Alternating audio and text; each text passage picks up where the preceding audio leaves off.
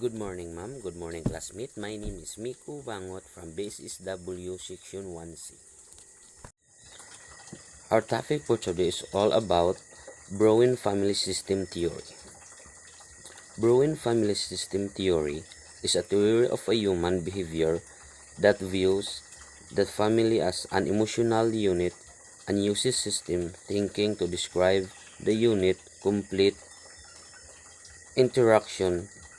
It is the nature of the family each member are intrinsically connected emotionally. The main goal of Bowen therapy is to reduce chronic anxiety by number 1.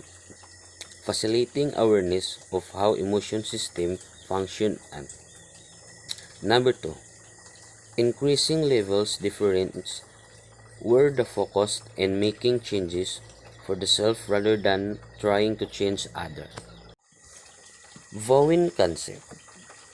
Number 1. Emotional fashion and differentiation of self. Number 2. Triangles. Number 3. Nuclear family emotion system. A. Couple conflict. B. Symptoms of a spouse. C. Symptoms in a child. Number 4. Family protection process. Number 5. Emotional cut-off. Number 6. Sibling position. Number 1. Emotional fashion and differentiation of self. Fashion or lack differentiation is where individual choices are set aside in a serve of achieving harmony within the system. Fashion can express there as a sense intense responsibility for another reactions or by emotional cut-off from the tension within a relationship.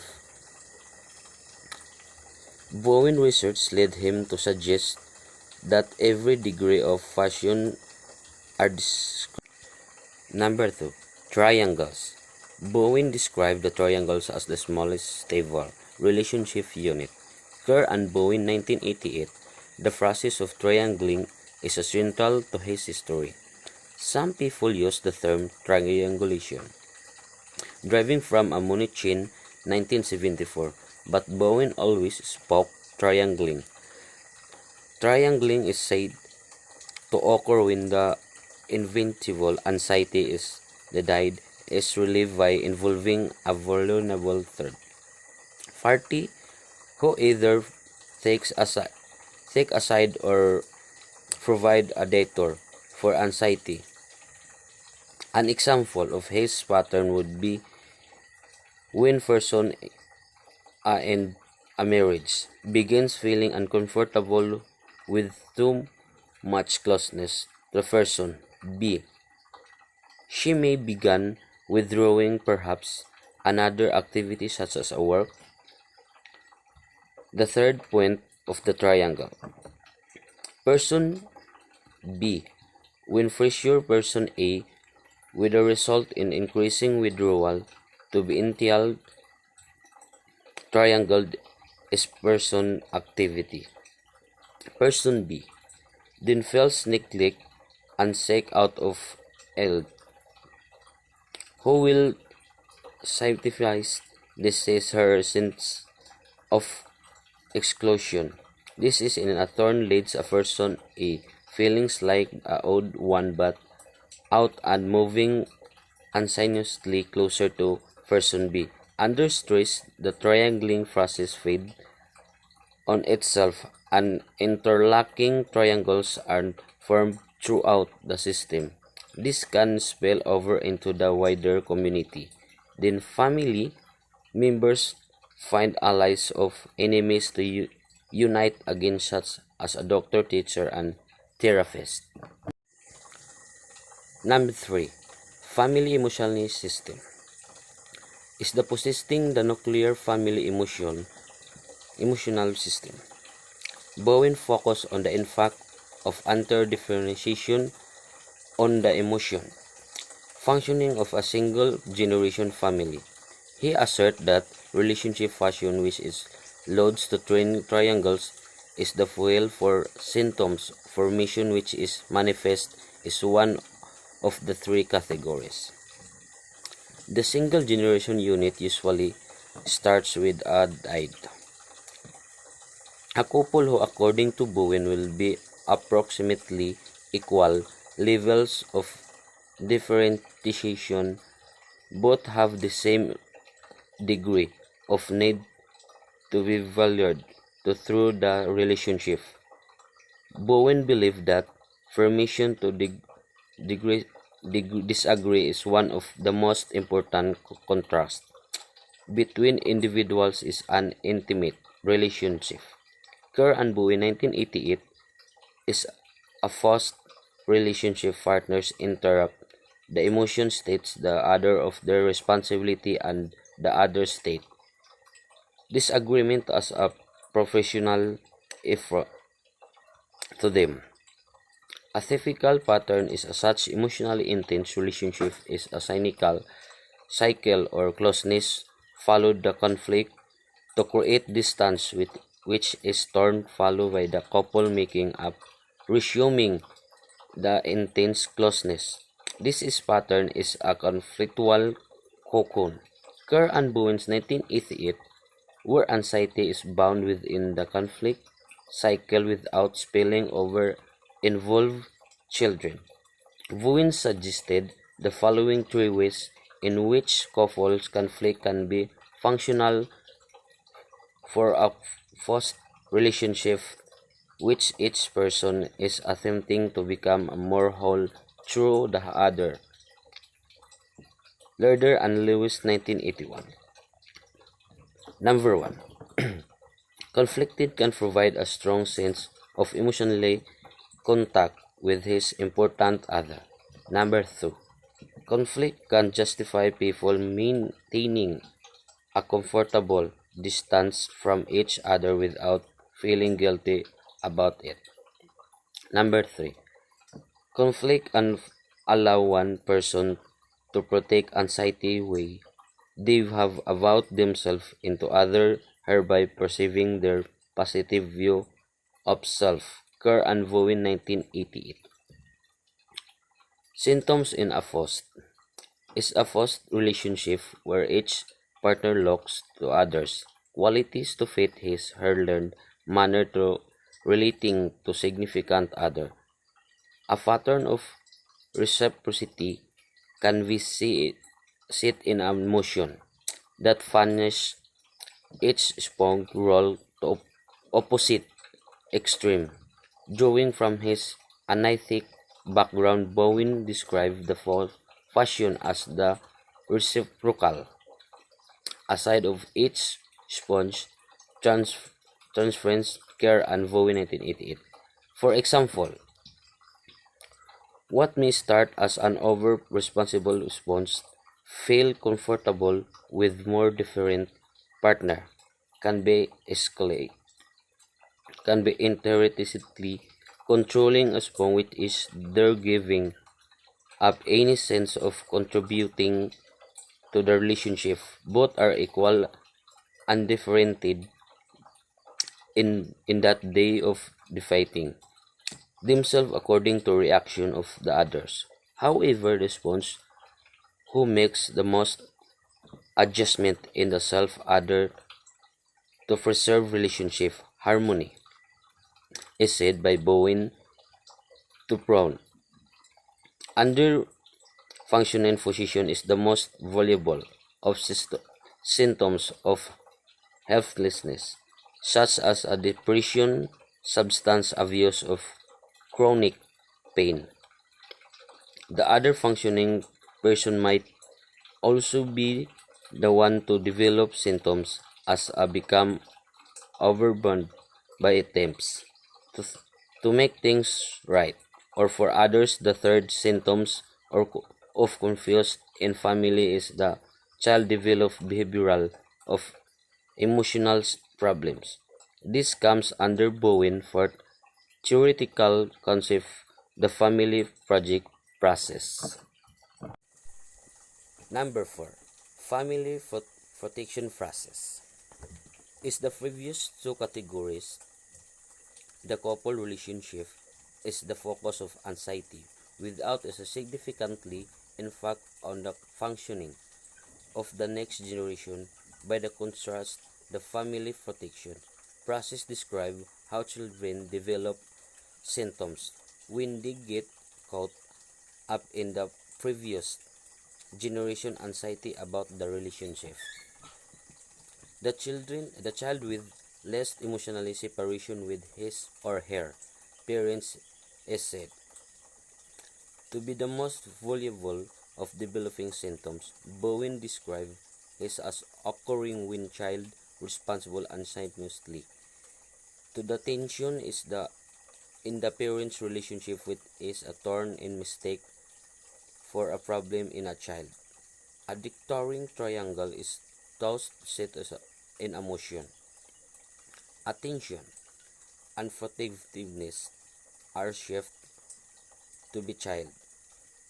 Within this cycle of the reciprocal anxiety, a child becomes more demanding or more impaired.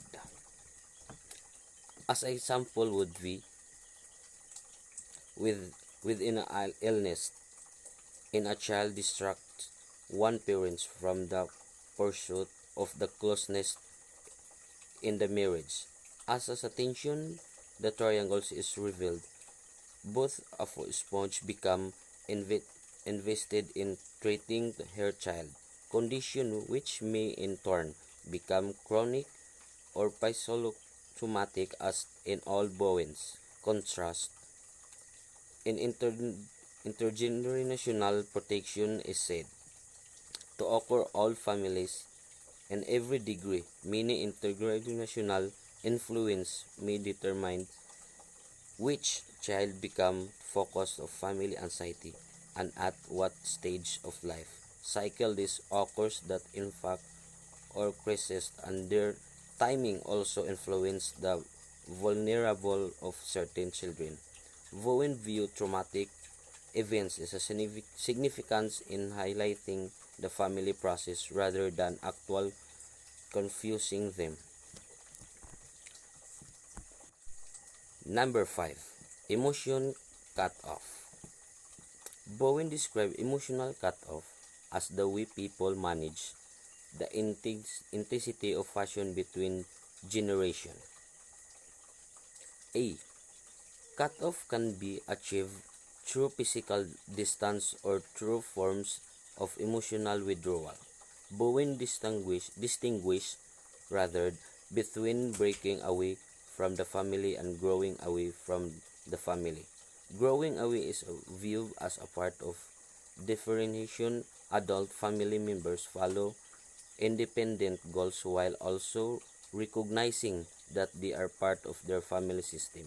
A cut-off is more like an escape. People can decide to be completely different to their family or origin while intimate pressure might be relieved by cut-off.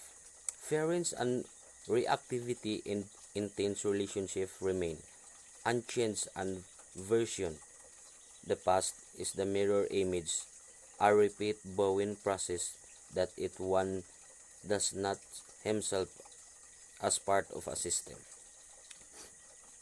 His only options are either to get to change or withdraw. It assessed himself as part of system.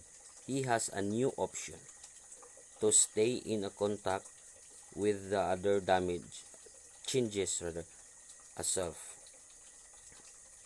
An example of covert emotion cut-off would be family member maintaining an unsinuous silence is in the face of another anger. Fall to restore harmony. Number 6. Sibling position. Employing Walter Thomas, 1976, sibling profiles, Bowen considered that sibling position could provide useful information in understanding the role individuals tend to take relationship. For example, Thomas' profile described eldest children as more likely to take responsibility and leadership, with the younger sibling more comfortable being dependent and allowing others to make decisions. Middle children are describing as having more flexibility to shift between responsibility and defending and only. Children are seen as being responsibility having greater access. The adult world. Bowen noted that these generalized traits are universally applicable and that is the possible for a younger sibling to become a functional eldest. Bowen was especially interested in the sibling position is a family most vulnerable the triangling with parents. It may be that parents identifies as strongly with a children in the same sibling position as a owner, or that previous cross generation triangle. An eldest children allied with a grandparent against a parent may be repeated it if one sibling the previous generation suffer as a previous illness or die. It is more likely that the children of the present generation in the same sibling position will be viewed as more vulnerable and therefore more likely to deter tension from the parental tiag, helping the client understand the think beyond the limitation of their own sibling. Position and role is goal of Bowenian family or origin work. Clients are encouraged to consider how symptoms about relationship are fulfilled by their sibling role experience. As with other aspects of Bowen's theory, the impact of gender, the ethnicity, a sibling role is not considered. For example, there is an exploration of how family ethically influence with birth, other position, and which gender is more valued, or how the gender of my sibling position tends to influence whether the role is primarily rela- relational, female or task-oriented male. Critique of Bowen's model. Bowen's model of family therapy is perhaps most distinctive for its depth of evaluation beyond symptoms in the present. It focuses on emotional process other the generation on individuals' differentiation with their systemic context, offering family therapists a multiple level view that has usually been reserved for psychonomic therapists.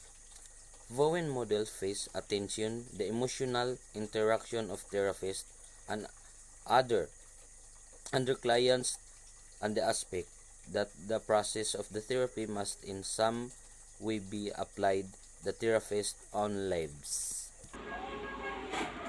Good day, I am Ana Grace Deganyo. We will tackle about the types of families. First, nuclear family, also known as conjugal family or family of procreation, comprised of married partners and their offspring, nuclear family. This is also known as the conjugal family or family of procreation. Nuclear families are comprised of married partners and their offspring. This is common in industrial societies, but it is not the most common type of family in the world.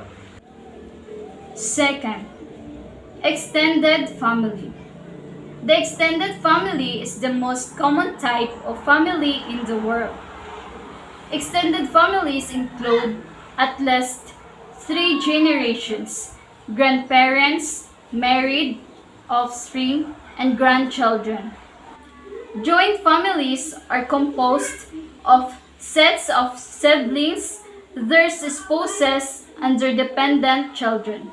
Good day everyone, my name is Kit Marie Rose Coco, and for today's video, I'm going to tackle about the cyber and modern parenting. The digital age has been transformed into one surrounding social media and networking. The digital era is characterized by technology which increases the speed and breadth of knowledge turnover within the economy and society. Parents are facing a new parenting challenge involving the use of the internet, which earlier generations of parents did not have to confront.